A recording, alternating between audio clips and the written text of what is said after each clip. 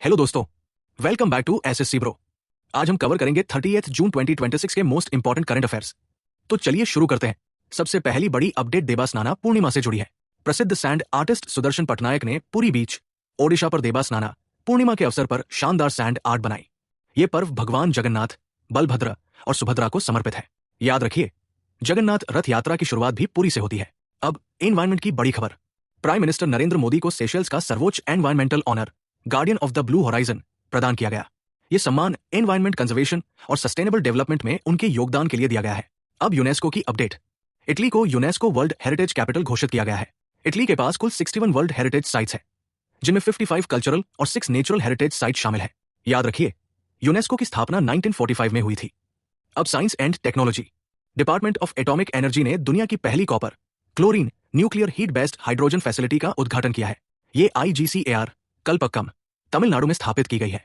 Exam point: कुड्नकुलम Tamil Nadu, Kakrapar Gujarat, Kaiga Karnataka और तारापुर महाराष्ट्र भारत के प्रमुख न्यूक्लियर पावर स्टेशन है। अब इकोनॉमी की खबर। भारत की टूरिज्म इकोनॉमी वर्तमान में दुनिया में 8th रैंक पर है और आने वाले समय में 4th पोजीशन तक पहुंचने का अनुमान है। यह सेक्टर लगभग $231.6 बिलियन का योगदान देता है। अब डिफेंस एक्सरसाइज। यूनाइटेड स्टेट्स ने वैलियंट शील्ड 2026 और रिजोल्यूट ड्रैगन 26 सैन्य अभ्यास शुरू किए हैं। वैलियंट शील्ड एक बायनोल मल्टीनेशनल एक्सरसाइज है। साथ ही याद रखिए, मैत्री थाईलैंड, सिम्बेक्स सिंगापुर, धर्मगार्जन जापान और नोमैडिक एलिफेंट मंगोलिया। अब टूरिज्म की अपडेट। IRCTC ने डिवाइन ईस्ट टेंपल टूर शुरू किया है। ये 11 डे भारत गौरव ट्रेन दिल्ली से चलेगी और काशी, पुरी, कोणार्क, कोलकाता, गंगासागर तथा बैद्यनाथ धाम जैसे प्रमुख धार्मिक स्थलों को जोड़ेगी।